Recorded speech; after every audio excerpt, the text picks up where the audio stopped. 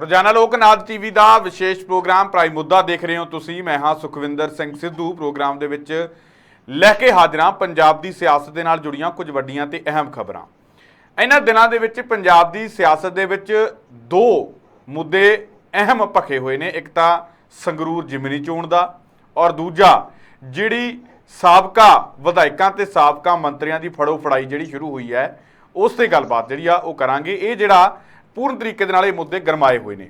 सब तो पहला तो गल आपां संगरूर जिमनी चोण की निरपक्ष सर्वे की करांगे कि उत्थे किहड़ी पार्टी अगे चल रही है, किहड़ी पार्टियां दे विचकार मुकाबला हैगा और किहड़ियां पार्टियां पछड़दियां हुई नज़र आ रही ने। ये जिहड़ा सही सटीक ते निरपक्ष सर्वे जिहड़ा वो तुहानूं दस्सण दी कोशिश करांगे। पूरी तस्वीर जिहड़ी आ संगरूर जिमनी चोण की हुण तक की जो चल रही है उत्थे स्थितियां वख-वख पार्टियां दी वो तुहानूं सही ਜਿਹੜੀ ਜਾਣਕਾਰੀ ਦੇਣ ਦੀ ਕੋਸ਼ਿਸ਼ ਕਰਾਂਗੇ। ਨਾਲ ਹੀ ਨਾਲ ਗੱਲਬਾਤ ਕਰਾਂਗੇ ਕਿ ਧਰਮਸੋਤ ਦੀ ਗ੍ਰਿਫਤਾਰੀ ਤੋਂ ਬਾਅਦ ਹੁਣ ਜੋਗਿੰਦਰਪਾਲ ਭੂਆ ਦੀ ਗ੍ਰਿਫਤਾਰੀ ਹੋਈ ਹੈ, ਪਰ ਇਹ ਗ੍ਰਿਫਤਾਰੀਆਂ ਕਹਿੰਦੇ ਇੱਥੇ ਰੁਕਣ ਵਾਲੀਆਂ ਨਹੀਂ। ਕਿਸੇ ਵੀ ਸਮੇਂ 3 ਤੋਂ 4 ਹੋਰ ਸਾਬਕਾ ਮੰਤਰੀਆਂ ਦੀਆਂ ਗ੍ਰਿਫਤਾਰੀਆਂ ਹੋ ਸਕਦੀਆਂ ਨੇ। ਕਿਹੜੇ ਉਹ ਮੰਤਰੀ ਨੇ, ਕਿਹਨਾਂ ਕਿਹਨਾਂ ਦੀਆਂ ਗ੍ਰਿਫਤਾਰੀਆਂ ਹੋ ਸਕਦੀਆਂ, ਇਹਨਾਂ ਸਾਰੀਆਂ ਖਬਰਾਂ ਤੇ ਵਿਸਤਾਰਪੂਰਵਕ ਚਰਚਾ ਕਰਾਂਗੇ। ਚਰਚਾ ਦੇ ਲਈ ਮੇਰੇ ਨਾਲ ਜੁੜੇ ਨੇ ਪ੍ਰੋਫੈਸਰ ਮਨਜੀਤ ਸਿੰਘ ਅਣਖੀ ਸਾਹਿਬ। ਸਭ ਤੋਂ ਪਹਿਲਾਂ ਸਵਾਗਤ ਕਰਾਂਗੇ, ਫਿਰ ਪ੍ਰੋਗਰਾਮ ਦੀ ਸ਼ੁਰੂਆਤ। अणखी साहब स्वागत है प्रोग्राम दे विच। बहुत बहुत शुक्रिया सुखविंदर जी। अणखी साहब शुरुआत जिहड़ी आपां संगरूर जिमनी चोण दे निरपक्ष सर्वे तो ही करते हैं। एक एक करके मैं कहना 2 ਤੋਂ 3 मिनट सारियां पार्टियां ते ला देंगे, ज़्यादा आपां लंबा नहीं खिंचांगे क्योंकि साडे दर्शक कई बारी फिर काले पै जाते हैं कि जल्द तो जल्द दस्सिया जाए। सब तो पहला गल आपां देश की सब तो वड्डी पार्टी जो कि सत्ता दे विच है बीजेपी की गल करांगे। कांग्रेसी उम्मीदवार नूं उन्होंने मैदान दे विच उतारिया, साबका कांग्रेसी नूं अपने उम्मीदवार वजों उन्होंने मैदान दे विच उतारिया। केवल सिंह ढिल्लों नूं टिकट दित्ती है। हुण चर्चावां ये भी है कि बाबा भी जेलों बाहर आ गया तो मैसेज देने की कोशिश है। बाबे ने भी ये गल कहती डेरे मुखी ने कि भाई साडे बंदे तुहाडे कोले आउणगे। चर्चावां ये ने कि डेरा मुखी नूं शायद इन्हां चोणां दे लई लिआंदा होवे। किवें देखदे हो पूरी चीज़ नूं? उत्थे बीजेपी की की स्थिति है? एक एक 2 3 मिनट जो आप ला दिए, एक इदा ही जल्दी तो जल्द समझाने की कोशिश करिए बीजेपी की उत्थे की स्थिति है संगरूर जिमनी चोण की। उस तो बाद आप अकाली दल, कांग्रेस, मान ते नाल ही नाल आम आदमी पार्टी की गल करांगे। सब तो पहला गल बीजेपी की। सुखविंदर जी जिहड़े बीजेपी के भाजपा के जिहड़े उत्थे उम्मीदवार ने सरदार केवल सिंह ढिल्लों पुराने कांग्रेसी ने ਤੇ ਇਸ ਵੇਲੇ ਭਾਰਤੀ ਜਨਤਾ ਪਾਰਟੀ ਦੇ ਵਿੱਚ ਉਹ ਸ਼ਾਮਲ ਹੋ ਕੇ ਭਾਜਪਾ ਦੇ ਉਮੀਦਵਾਰ ਵਜੋਂ ਉੱਥੇ ਜਿਹੜੇ ਚੋਣ ਮੈਦਾਨ ਵਿੱਚ ਨੇ। ਬਿਲਕੁਲ ਤੁਸੀਂ ਠੀਕ ਹੈ, ਬਾਬੇ ਨੂੰ ਵੀ ਉਹਨਾਂ ਨੇ ਬਾਹਰ ਕੱਢ ਲਿਆ। ਬਾਬੇ ਨੇ ਵੀ ਫਰਮਾਨ ਆਪਣਾ ਜਾਰੀ ਕਰ ਦਿੱਤਾ ਕਿ ਤੁਹਾਨੂੰ ਸਾਡੇ ਤੱਕ ਪਹੁੰਚਣ ਦੀ ਲੋੜ ਨਹੀਂ ਆ, ਸਾਡੇ ਬੰਦੇ ਤੁਹਾਡੇ ਤੱਕ ਪਹੁੰਚਣਗੇ। ਖੈਰ ਬਹੁਤ ਵਧੀਆ ਗੱਲ ਹੈਗੀ ਆ। ਹਰਜੀਤ ਗਰੇਵਾਲ ਵੀ ਬਹੁਤ ਐਕਟਿਵ ਹੈ, ਦੂਜੇ ਪਾਸੇ ਅਸ਼ਵਨੀ ਸ਼ਰਮਾ ਹੁਣੀ ਵੀ ਬਹੁਤ ਐਕਟਿਵ ਨੇ। ਤਾਂ ਇਹ ਵੀ ਸਮਝਿਆ ਜਾਂਦਾ ਕਿ ਕੇਵਲ ਸਿੰਘ ਢਿੱਲੋਂ ਜਿਹੜੇ ਨੇ ਬੜੇ ਮਾਲਦਾਰ ਸਾਮੀ ਹੈਗੇ ਨੇ, पैसे ਨਾਲ टक्कर जी दी जा सकती है। आ ਜਿਹੜੇ 1-2 फैक्टर ने ठीक है कि वो नवे भाजपा च दाखिल हुए ने। लोग कहते हैं कि केंद्र की बड़ी शक्तिशाली पार्टी आ, पर इस सब के बावजूद सुखविंदर जी उत्थे समस्या ये है कि जो किसी व्यक्ति के उत्ते भाजपा का टैग लग जाता, वो बंदा भावे जितना मर्जी उच्चा सुच्चा जिदा दा मर्जी होवे, वो गल पंजाब दे विच अजे बनदी वो नजर खास करके पेंडू हलकियां दे विच, खास तौर पर पेंडू हल्कियां दे विच जिन्ने भी 9 ਦੇ 9 विधान सभा हल्के आउंदे आ, वो मेरे ख्याल च सारे दे सारे ही जिहड़े मेरे ख्याल च पूरे दे आपां कह सकते हैं कि सारे दे सारे ही जिहड़े आ वो पेंडू हल्के ने। चाहे वो सुनाम होवे, दिड़बा होवे, संगरूर थोड़ा जिहा शहरी हल्का जरूर आ जांदा, अमरगढ़ होवे, बरनाला होवे, भदौड़ होवे, सुनाम होवे, सारे जिहड़े पेंडू हल्के ही आ जांदे ने। ਤੇ ਸੁਖਵਿੰਦਰ ਜੀ ਜੇਕਰ ਭਾਜਪਾ ਇਹ ਗੱਲ ਸੋਚਦੀ ਹੈ ਕਿ ਇਹ ਕਾਂਗਰਸ ਪਾਰਟੀ ਦੇ ਵਿੱਚੋਂ ਅਸੀਂ ਲਿਆਂਦਾ ਤੇ ਕਾਂਗਰਸ ਪਾਰਟੀ ਦੀਆਂ ਜਿਹੜੀਆਂ ਵੋਟਾਂ ਨੇ ਉਹ ਪੈ ਜਾਣਗੀਆਂ, ਤੇ ਭਾਜਪਾ ਸ਼ਾਇਦ ਇਸ ਬੜੇ ਵੱਡੇ ਭਰਮ ਭੁਲੇਖੇ ਦੇ ਵਿੱਚ ਹੈਗੀ ਆ, ਕਿਉਂਕਿ ਕਾਂਗਰਸ ਨੇ ਆਪਣਾ ਦੂਜਾ ਉਮੀਦਵਾਰ ਦਲਵੀਰ ਗੋਲਡੀ ਜਿਹੜਾ ਉੱਥੋਂ ਖੜਾ ਕੀਤਾ ਹੋਇਆ।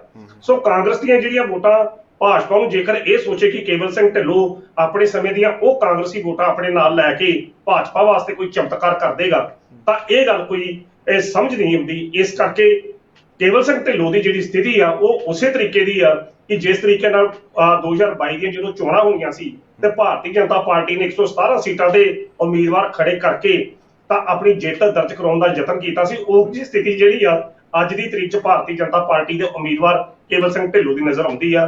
जो तक जो स्थितियां दा अनुमान आ ਤਾਂ ਮੈਂ ਤਾਂ ਘੱਟੋ ਘੱਟ ਚਲੋ ਕਹਿਣਾ ਤਾਂ ਨਹੀਂ ਚਾਹੀਦਾ, ਮੁਕਾਬਲੇ ਦੇ ਕਿਸੇ ਵੀ ਖੇਤਰ ਦੇ ਵਿੱਚ ਉਹ ਉੱਥੇ ਦਿਖਾਈ ਜਿਹੜੇ ਉਹ ਨਹੀਂ ਦਿੰਦੇ, ਕਿਉਂਕਿ ਇੱਕ ਤਾਂ ਉਹ ਭਾਜਪਾ 'ਚ ਦਾਖਲ ਹੋਏ ਨੇ, ਬਹੁਤ ਕੁਝ ਉਹਨਾਂ ਦਾ ਕਾਂਗਰਸ ਪਾਰਟੀ ਦੇ ਵਿੱਚੋਂ ਉਹਨਾਂ ਦੇ ਨਾਲ ਗਿਆ, ਜਿਹੜਾ ਕੁਝ ਉਹਨਾਂ ਦੀ ਸ਼ਖਸੀਅਤ ਨੂੰ ਉੱਥੇ ਥੱਲੇ ਪਾਸੇ ਯਾਨੀ ਤੁਹਾਡੇ ਕਹਿਣ ਦਾ ਭਾਵ ਇਹ ਆ ਕਿ ਉਹ ਜਿੱਤਦੇ ਤਾਂ ਨਹੀਂ, ਯਾਨੀ ਪਿੱਛੇ ਹੀ ਤੁਸੀਂ ਦੱਸ ਰਹੇ ਹੋ, ਪਰ ਕੁਝ ਲੋਕ ਅਣਖੀ ਸਾਹਿਬ ਵੀ ਮੰਨਦੇ ਆ ਕਿ ਜਿਹੜੀ ਅਕਾਲੀ ਦਲ ਦੀ ਬੀਬੀ ਹੈ ਰਾਜੋਆਣਾ, ਜਿਹੜੀ ਬਲਵੰਤ ਸਿੰਘ ਰਾਜੋਆਣਾ ਦੇ ਸਿਸਟਰ ਨੇ ਕਮਲਜੀਤ ਕੌਰ ਰਾਜੋਆਣਾ, ਕਹਿੰਦੇ ਉਹਨਾਂ ਤੋਂ ਤਾਂ ਭਾਜਪਾ ਫਿਰ ਵੀ ਅੱਗੇ ਜਾ ਸਕਦੀ ਹੈ, ਕਹਿੰਦੇ ਬੀਬੀ ਦੀ ਤਾਂ ਜ਼ਮਾਨਤ ਵੀ ਜ਼ਬਤ ਹੋ ਸਕਦੀ ਹੈ।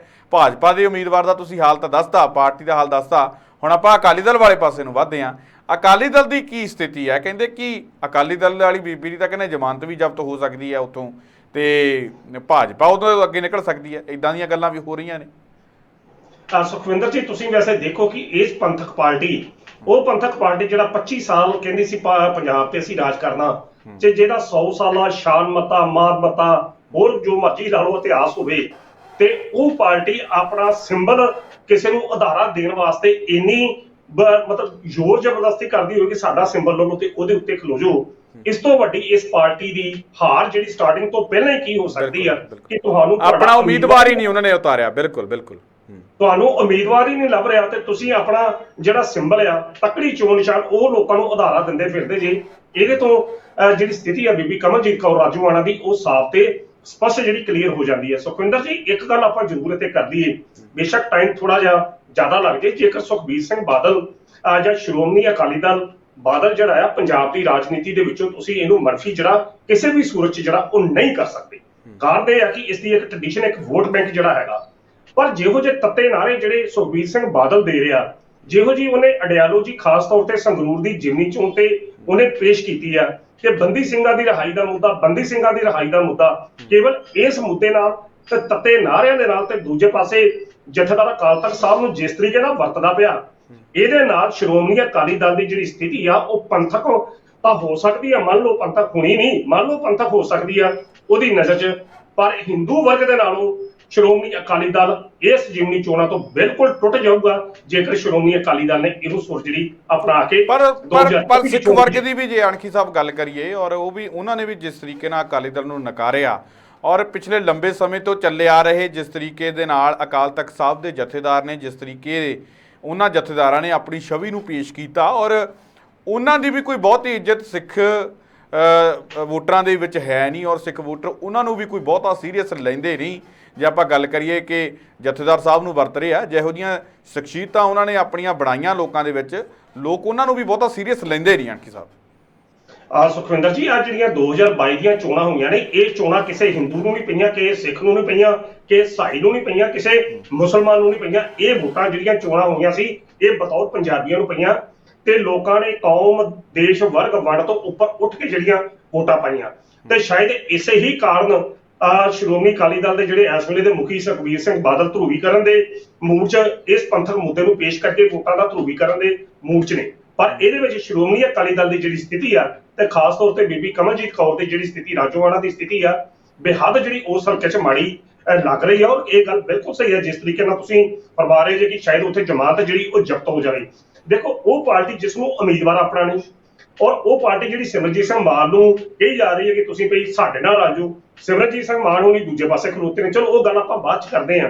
ਤਾਂ ਬੀਬੀ ਕਮਲਜੀਤ ਕੌਰ ਤੋਂ ਉਸ ਤੋਂ ਪਹਿਲਾਂ ਰਾਜੋਆਣੇ ਦਾ ਇਹ ਗੱਲ ਕਹਿਣੀ 2022 ਦੀਆਂ ਚੋਣਾਂ ਦੇ ਵਿੱਚ ਕਿ ਤੁਸੀਂ ਸ਼੍ਰੋਮਣੀ ਅਕਾਲੀ ਦਲ ਦਾ ਸਾਥ ਦਿਓ, ਤੇ ਅੱਜ ਜਗਤਾਰ ਸਿੰਘ ਤਾਰਾ ਦੀ ਚਿੱਠੀ ਆ ਜਾਂਦੀ ਆ, ਉਹ ਇਹ ਗੱਲ ਕਹਿੰਦਾ ਕਿ ਸਿਮਰਜੀਤ ਸਿੰਘ ਮਾਨ ਦੇ ਹੱਕ ਵਿੱਚ ਵੋਟਾਂ ਪਾਓ। ਜਗਤਾਰ ਸਿੰਘ ਤਾਰਾ ਤੇ ਦੂਜੇ ਪਾਸੇ ਭਾਈ ਬਲਵੰਤ ਸਿੰਘ ਰਾਜੋਆਣਾ ਇੱਕੋ ਹੀ ਅਸੀਂ ਕਹਿ ਸਕਦੇ ਕਿ ਬੇੜੀ ਦੇ ਸਵਾਰ ਨੇ। ਤਾਂ ਫਿਰ ਉੱਥੇ ਪੰਥਕ ਜਿਹੜਾ ਮੁੱਦਾ ਕਿਸ ਤਰੀਕੇ ਨਾਲ ਬੀਬੀ ਕਮਲਜੀਤ ਕੌਰ ਉੱਥੇ ਜਿੱਤ ਸਕਦੀ ਆ, ਤੇ ਜਾਂ ਸ਼੍ਰੋਮਣੀ ਅਕਾਲੀ ਦਲ ਕਿਸ ਤਰੀਕੇ ਨਾਲ ਆਪਣੀ ਝੰਡੀ ਜਿਹੜੀ ਆ ਉੱਥੇ ਲਾ ਸਕਦਾ। ਸ਼੍ਰੋਮਣੀ ਅਕਾਲੀ ਦਲ ਦੀ ਜਿਹੜੀ ਸਥਿਤੀ ਆ ਬਿਲਕੁਲ ਉਸੇ ਤਰ੍ਹਾਂ ਦੀ ਹੈ ਜਿਵੇਂ 2022 ਦੀਆਂ ਚੋਣਾਂ ਦੇ ਵਿੱਚ ਹੈਗੀ ਆ। ਤੇ ਸ਼ਾਇਦ ਇਹ ਜਿਹੜੀ ਚੋਣ ਆ ਸੁਖਬੀਰ ਸਿੰਘ ਬਾਦਲ ਦੇ ਪ੍ਰਧਾਨਗੀ ਦੀ ਆਖਰੀ ਚੋਣ ਹੋ ਸਕਦੀ ਆ ਕਿ ਸ਼ਾਇਦ ਪਾਰਟੀ ਲੀਡਰਸ਼ਿਪ ਦੇ ਵਿੱਚੋਂ ਬਗਾਵਤ ਜਿਹੜੀ ਆ, ਯਾਨੀ ਕਹਿਣ ਦਾ ਭਾਵ ਕੁੱਲ ਮਿਲਾ ਕੇ ਅਣਖੀ ਸਾਹਿਬ ਅਕਾਲੀ ਦਲ ਦੇ ਵੀ ਪੱਟੇ ਸੱਟੇ ਕੁਝ ਜਿਹੜਾ ਨਜ਼ਰ ਆ ਨਹੀਂ ਰਿਹਾ। ਤਾਂ ਅਗਲੀ ਪਾਰਟੀ ਹੈ ਜਿਹੜੀ ਸਾਬਕਾ ਸੱਤਾ ਧਿਰ ਹੈ, ਹੁਣੇ ਥੋੜੀ ਦੇਰ ਪਹਿਲਾਂ ਹੀ ਗਈ ਹੈ ਔਰ ਬੜੇ ਵੱਡੇ ਦਾਅਵੇ ਕਰ ਰਹੀ ਹੈ। ਪ੍ਰਧਾਨ ਵੀ ਬਦਲਿਆ, ਵਿਰੋਧੀ ਧਿਰ ਦਾ ਲੀਡਰ ਵੀ ਲਾਤਾ, ਹੁਣ ਉਮੀਦਵਾਰ ਵੀ ਨੌਜਵਾਨ ਉਤਾਰਤਾ, ਵੱਡੀਆਂ ਗੱਲਾਂ ਵੀ ਕਰ ਰਹੇ ਹੈ। ਕਿ ਭਾਈ ਹੁਣ ਜਿਹੜਾ ਹੈਗਾ ਕਿ ਪਹਿਲੇ 3 ਮਹੀਨਿਆਂ ਦੇ ਵਿੱਚ ਹੀ ਪੰਜਾਬ ਦੇ ਲੋਕ ਅੱਕ ਚੁੱਕੇ ਆ। ਗੱਲ ਕਾਂਗਰਸ ਦੀ ਆਪਾਂ ਕਰ ਲੈਂਦੇ ਆ। ਕਾਂਗਰਸ ਦੇ ਉਮੀਦਵਾਰ ਦਲਵੀਰ ਸਿੰਘ ਗੋਲਡੀ ਨੂੰ ਤੇ ਕਾਂਗਰਸ ਦੀ ਸਥਿਤੀ ਨੂੰ ਤੁਸੀਂ ਕਿਵੇਂ ਦੇਖਦੇ ਹੋ? ਬੇਸ਼ੱਕ ਬਹੁਤੇ ਐਕਟਿਵ ਹੋਣ, ਰਾਜੇ ਵੜਿੰਗ ਤੋਂ ਲੈ ਕੇ ਕਾਂਗਰਸ ਦੇ ਪੇਜ ਤੋਂ ਲੈ ਕੇ ਦਲਵੀਰ ਗੋਲਡੀ ਦੇ ਪੇਜ ਤੋਂ ਲੈ ਕੇ ਸੋਸ਼ਲ ਮੀਡੀਆ ਤੇ ਬੇਸ਼ੱਕ ਐਕਟਿਵ ਕਾਂਗਰਸ ਨਜ਼ਰ ਆਉਂਦਾ ਹੋਵੇ, ਪਰ 2022 ਦੀਆਂ ਚੋਣਾਂ ਦੇ ਵਿੱਚ ਜਿਹੜਾ ਵਿਧਾਨ ਸਭਾ ਚੋਣਾਂ ਸੀ ਉਦੋਂ ਵੀ ਗੋਲਡੀ ਬੜੇ ਐਕਟਿਵ ਸੀ, ਪਰ ਹਾਰ ਜਿਹੜੀ ਆ ਉਹ 50,000 ਤੋਂ ਜ਼ਿਆਦਾ ਵੋਟਾਂ ਦੇ ਨਾਲ ਸਹਿਣੀ ਪਈ ਸੀਗੀ। ਤਾਂ ਕਿਵੇਂ ਦੇਖਦੇ ਹੋ ਕਿ ਜਿਹੜਾ ਰੌਲਾ ਰੱਪਾ ਕਾਂਗਰਸ ਦਾ ਉਹ ਸਿਰਫ ਸੋਸ਼ਲ ਮੀਡੀਆ ਤੇ ਹੀ ਹੈ, ਤਾਂ ਕਿ ਕਾਂਗਰਸ ਦੇ ਵੀ ਪੱਲੇ ਧੱਲੇ ਕੁਛ ਹੈਗਾ ਇਸ ਜਿਮਨੀ ਚੋਣ ਦੇ ਅੰਦਰ, ਜਾਂ ਫਿਰ 4.5 ਲੱਖ ਵੋਟਾਂ ਦਾ ਜਿਹੜਾ 2022 ਵਿਧਾਨ ਸਭਾ ਚੋਣਾਂ ਦੇ ਅੰਦਰ ਘਾਟਾ ਸੀ ਕਾਂਗਰਸ ਨੂੰ 9 ਦੀਆਂ 9 ਵਿਧਾਨ ਸਭਾ ਸੀਟਾਂ ਤੋਂ ਮਿਲਾ ਕੇ, ਕਿ ਸਿਰਫ ਉਹਨੂੰ ਘੱਟ ਕਰਨ ਵਾਲੇ ਪਾਸੇ ਨੂੰ ਤੁਰੀ ਹੋਈ ਹੈ ਜਿੱਤ ਤੋਂ ਇਲਾਵਾ? ਸੁਖਵਿੰਦਰ ਜੀ, ਤੁਸੀਂ ਆਪਣੀ ਭੂਮਿਕਾ 'ਚ ਕਾਂਗਰਸ ਪਾਰਟੀ ਦੀ ਜਦੋਂ ਭੂਮਿਕਾ ਬੰਨੀ, ਇੱਕ ਗੱਲ ਤੇ ਛੱਡ ਹੀ ਗਏ ਕਿ ਉਹ ਕਾਂਗਰਸ ਪਾਰਟੀ 'ਚ ਦਾ ਹਰ ਵਿਧਾਇਕ, ਸਾਬਕਾ ਮੰਤਰੀ ਵੀ ਚੁੱਕਿਆ ਜਾ ਰਿਹਾ ਤੇ ਹਰ ਵਕਤ ਭਗਵੰਤ ਮਾਨ ਦੇ ਰਡਾਰ ਤੇ ਆ। ਉਸ ਕਾਂਗਰਸ ਪਾਰਟੀ ਦੇ ਉਮੀਦਵਾਰ ਦਾ ਕੀ ਹਾਲ ਹੋਵੇਗਾ? ਜੇਕਰ ਤੁਸੀਂ ਇਸ ਤਰੀਕੇ ਦਾ ਸਵਾਲ ਪੁੱਛਦੇ ਤਾਂ ਸ਼ਾਇਦ ਕੋਈ ਬੈਟਰ ਵਧੀਆ ਤਰੀਕੇ ਨਾਲ ਲੱਗਦਾ। ਖੈਰ ਚਲੋ, ਜਿਸ ਤਰੀਕੇ ਦੀ ਤੁਸੀਂ ਗੱਲ ਕੀਤੀ ਹੈ ਦਲਵੀਰ ਗੋਲਡੀ ਦੀ, ਰਾਜਾ ਵੜਿੰਗ ਵਾਸਤੇ ਇਹ ਜਿਹੜੀ ਚੋਣ ਹੈ ਨਾ, ਇਹ ਵੀ ਉਹਨੂੰ ਪਤਾ ਕਿ ਇਹ ਚੋਣ ਉਹਦੇ ਵੱਸ ਦੀ ਗੱਲ ਨਹੀਂ ਆ, ਕਿਉਂਕਿ ਜਿਸ ਤਰੀਕੇ ਨਾਲ ਹਰ ਰੋਜ਼ ਕਾਂਗਰਸ ਪਾਰਟੀ ਦੇ ਉੱਤੇ ਵਾਰ ਹੋ ਰਿਹਾ, ਕਦੇ ਕੋਈ ਉਮੀਦਵਾਰ ਚੁੱਕਿਆ ਜਾ ਰਿਹਾ, ਕਦੇ ਕੁਝ ਚੁੱਕਿਆ ਜਾ ਰਿਹਾ, ਔਰ ਜਿਸ ਤਰੀਕੇ ਨਾਲ ਇਹਨਾਂ ਨੇ ਸਿੱਧੂ ਮੂਸੇਵਾਲੇ ਦੀ ਮੌਤ ਨੂੰ ਆਪਣਾ ਇੱਕ ਵਰਤਣ ਦਾ ਯਤਨ ਕੀਤਾ ਤੇ ਉਸੇ ਵਕਤ ਉਹਦੇ ਪਰਿਵਾਰ ਦਾ ਸਾਹਮਣੇ ਆ ਜਾਣਾ ਔਰ ਇਹ ਆਣ ਕੇ ਕਹਿਣਾ ਕਿ ਉਸ ਦਾ ਨਾਮ ਦੀ ਵਰਤੋਂ ਤੁਸੀਂ ਨਾ ਕਰੋ, ਇਹ ਉਹ ਕਾਂਗਰਸ ਦੀਆਂ ਸਥਿਤੀਆਂ ਨੂੰ ਕਮਜ਼ੋਰ ਕਰਨ ਵਾਲੇ ਪੱਖ ਨੇ ਜਿਹੜੇ ਦਲਵੀਰ ਗੋਲਡੀ ਨੂੰ ਭੁਗਤਣੇ ਜਿਹੜੇ ਪੈ ਸਕਦੇ ਆ। ਦਲਵੀਰ ਗੋਲਡੀ ਅੱਗੇ ਆਪਣੇ ਹਲਕੇ ਦੇ ਵਿੱਚੋਂ ਜਿਸ ਤਰੀਕੇ ਨਾਲ ਹਾਰੇ ਨੇ, ਤਾਂ ਹੁਣ ਤਾਂ ਫਿਰ 9 ਵਿਧਾਨ ਸਭਾ ਹਲਕੇ ਨੇ ਜਿੱਥੇ ਆਮ ਆਦਮੀ ਪਾਰਟੀ ਦੇ ਵਿਧਾਇਕ ਜਿਹੜੇ ਹੋਣਗੇ ਜਾਂ ਆਮ ਆਦਮੀ ਪਾਰਟੀ ਦੇ ਕਬਜ਼ੇ ਵਿੱਚ ਨਹੀਂ। ਤਾਂ ਦੂਸਰੇ ਪਾਸੇ ਰਾਜਾ ਵੜਿੰਗ ਦੀ ਜਿਹੜੀ ਅਗਵਾਈ ਹੈ ਜਿਸ ਤਰੀਕੇ ਦੀ ਚੱਲ ਰਹੀ, ਔਰ ਕਾਂਗਰਸ ਪਾਰਟੀ ਦਾ ਜਿਸ ਤਰੀਕੇ ਨਾਲ ਪੰਜਾਬ ਦੇ ਇਸ ਵਿੱਚ ਹਾਲ ਹੋ ਰਿਹਾ, ਔਰ ਦੂਜੇ ਪਾਸੇ ਭਗਵੰਤ ਮਾਨ ਹਰ ਰੋਜ਼ ਜਿਸ ਤਰੀਕੇ ਨਾਲ ਰੋਡ ਸ਼ੋਅ ਦੇ ਦਰਮਿਆਨ ਉਹਨਾਂ ਨੇ ਇੰਨੀ ਗੱਲ ਕਹੀ ਆ ਕਿ 3 ਤੋਂ 4 ਕਾਂਗਰਸੀ ਮੰਤਰੀ ਜਿਹੜੇ ਉਹਨਾਂ ਸਾਬਕਾ ਕਾਂਗਰਸੀ ਮੰਤਰੀ ਉਹਨਾਂ ਦੇ ਰਡਾਰ ਤੇ ਨੇ, ਤਾਂ ਸਾਫ਼ ਆ ਕਿ ਆਉਂਦਿਆਂ ਦਿਨਾਂ 'ਚ ਵੱਡੇ ਵੱਡੇ ਧਮਾਕੇ ਜਿਹੜੇ ਨੇ ਉਹ ਜ਼ਰੂਰ ਕਰ ਸਕਦੇ ਆ।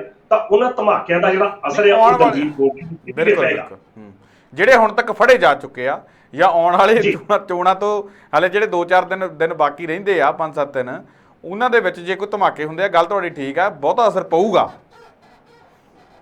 ਸੁਖਵਿੰਦਰ ਜੀ, ਜਿਹੜੀ ਇਸ ਵੇਲੇ ਕਾਂਗਰਸ ਪਾਰਟੀ ਦੀ ਜਿਹੜੀ ਸਥਿਤੀ ਆ, ਉਹ ਅਸੀਂ ਕਹਿ ਸਕਦੇ ਕਿ ਲੀਡਰ ਤਾਂ ਹੈਗਾ ਪਰ ਲੀਡਰ ਸਾਰੇ ਚੁੱਪ ਨੇ।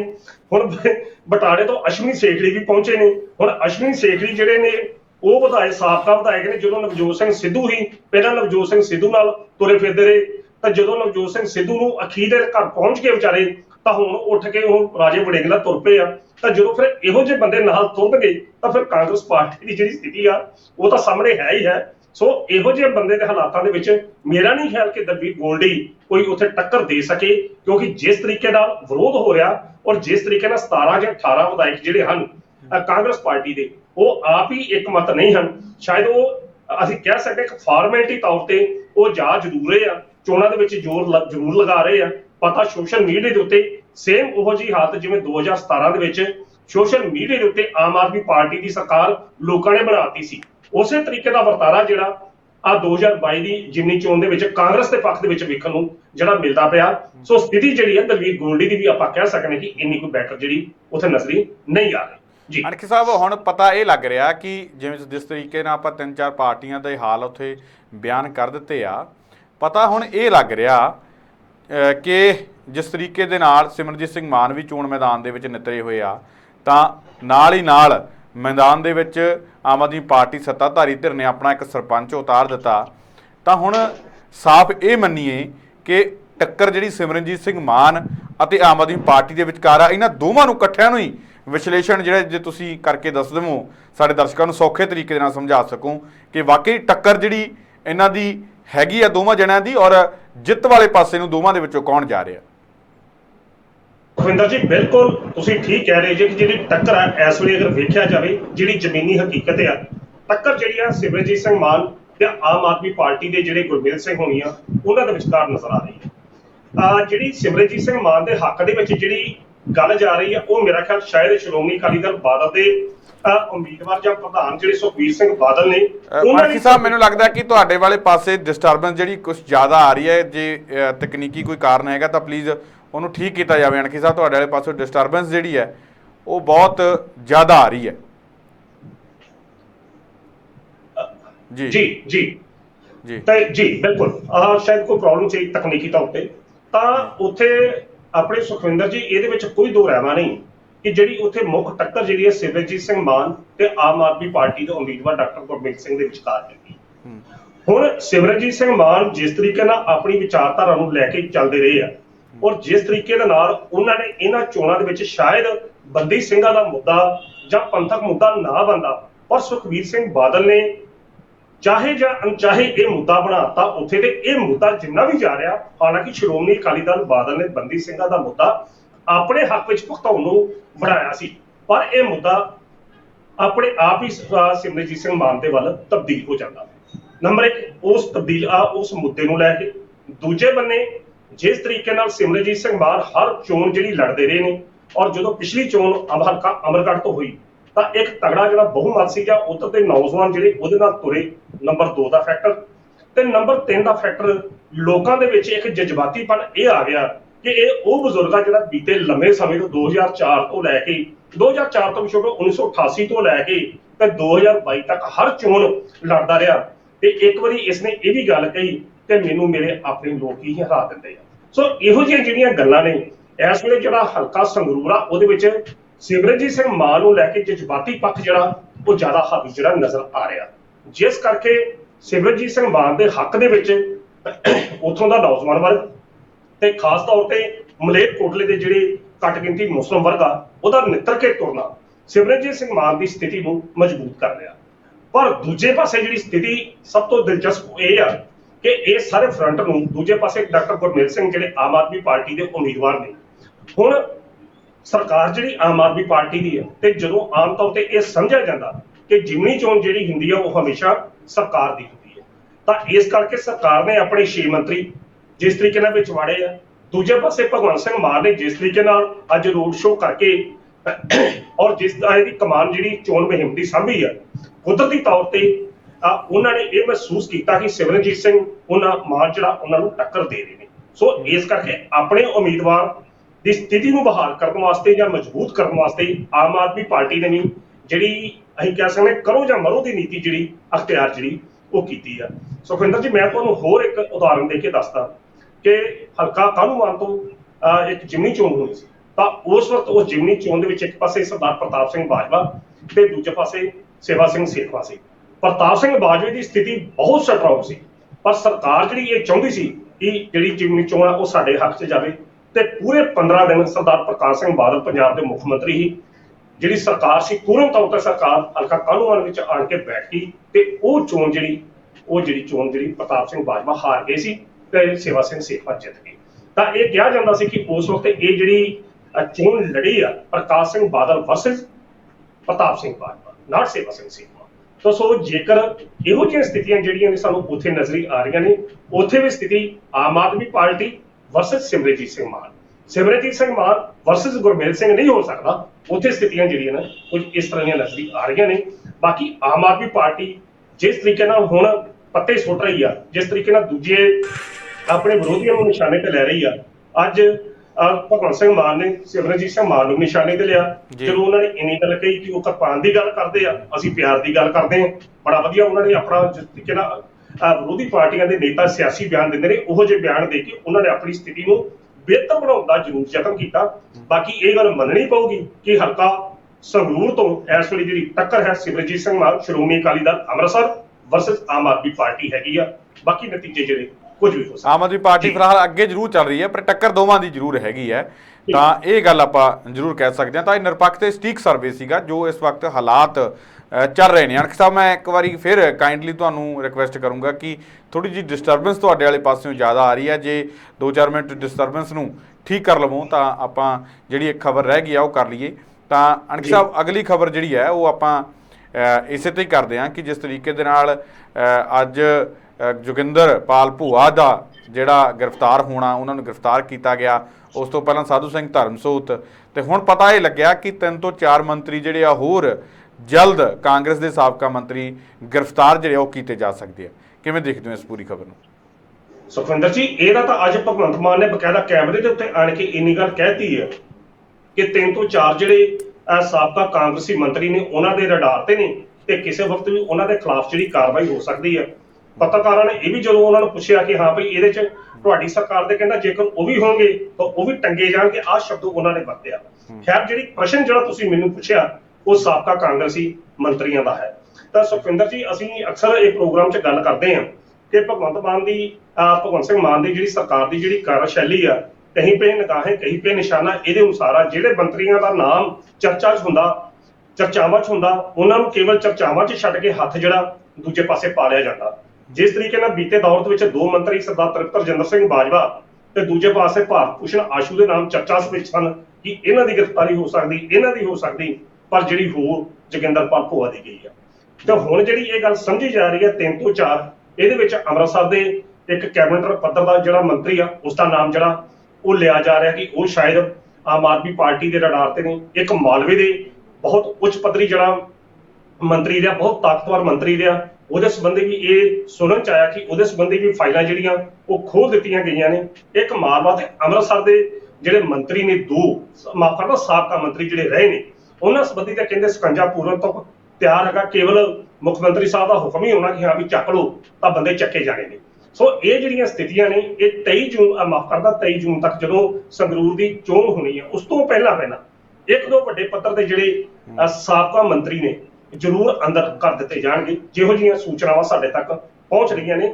ਬਾਕੀ ਆਮ ਆਦਮੀ ਪਾਰਟੀ ਜਿਸ ਤਰੀਕੇ ਨਾਲ ਚੱਲਦੀ ਪਈ ਆ, ਕਾਂਗਰਸੀ ਮੰਤਰੀ ਜਿਸ ਤਰ੍ਹਾਂ ਕਹਿ ਰਹੇ ਨੇ ਕਿ ਬਦਲਾ ਲਓ ਨੀਤੀ, ਤਾਂ ਭਗਵੰਤ ਮਾਨ ਕਹਿੰਦਾ ਜੀ ਮੇਰੀ ਕਿਹੜੀ ਪਹਿਲਾਂ ਸਰਕਾਰ ਸੀ ਜਿਹੜਾ ਮੈਂ ਕਿਸੇ ਕੋਲ ਬਦਲਾ ਲੈਣਾ, ਪਰ ਹਾਂ ਮੈਂ ਉਸ ਕਿਸੇ ਵੀ ਵਿਅਕਤੀ ਨੂੰ ਬਖਸ਼ਣਾ ਨਹੀਂ ਆ ਜਿਸ ਨੇ ਪੰਜਾਬ ਨੂੰ ਲੁੱਟਿਆ, ਜਿਸ ਨੇ ਪੰਜਾਬ ਨੂੰ ਕੁੱਟਿਆ, ਜਿਸ ਨੇ ਪੰਜਾਬ ਨੂੰ ਠੱਗਿਆ।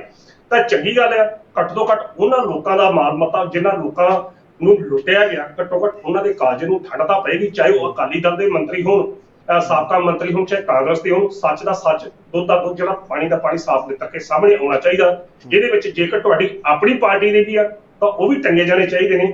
ਵੇਖਣਾ ਹੁਣ ਇਹ ਹੋਵੇਗਾ ਕਹਿਣੀ ਤੇ ਕਥਨੀ ਵਿੱਚ ਕਿੰਨਾ ਦੇ ਅੰਤਰ ਹੈ, ਜਾਂ ਜੋ ਕਹਿਣੀ ਤੇ ਕਥਨੀ ਇਹਨਾਂ ਦੀ ਪੂਰੇ ਉਤਰਦੇ ਨੇ। ਜੀ ਬਿਲਕੁਲ। ਤਾਂ ਅਣਖੀ ਸਾਹਿਬ, ਤੁਸੀਂ ਸਾਡੇ ਨਾਲ ਪ੍ਰੋਗਰਾਮ ਦੇ ਵਿੱਚ ਜੁੜੇ, ਤੁਹਾਡਾ ਬਹੁਤ ਬਹੁਤ ਧੰਨਵਾਦ ਜੀ। ਬਹੁਤ ਸ਼ੁਕਰੀਆ ਸੁਖਵਿੰਦਰ ਜੀ। ਤਾਂ ਇਹ ਸਨ ਪ੍ਰੋਫੈਸਰ ਮਨਜੀਤ ਸਿੰਘ ਅਣਖੀ ਸਾਹਿਬ, ਜਿਨ੍ਹਾਂ ਦੇ ਵੱਲੋਂ ਇਹਨਾਂ ਅਹਿਮ ਖਬਰਾਂ ਦੇ ਉੱਪਰ ਸਾਡੇ ਨਾਲ ਗੱਲਬਾਤ ਕੀਤੀ ਗਈ ਹੈ। ਉਮੀਦ ਕਰਦੇ ਹਾਂ ਕਿ ਅਣਖੀ ਸਾਹਿਬ ਦੇ ਨਾਲ ਕੀਤੀ ਗੱਲਬਾਤ ਤੁਹਾਨੂੰ ਜ਼ਰੂਰ ਪਸੰਦ ਆਈ ਹੋਊ। ਦੁਬਾਰਾ ਫਿਰ ਮਿਲਾਂਗੇ ਇਸ ਪ੍ਰੋਗਰਾਮ ਦੇ ਵਿੱਚ, ਤਦ ਤੱਕ ਲਈ ਦਿਓ ਇਜਾਜ਼ਤ। ਧੰਨਵਾਦ।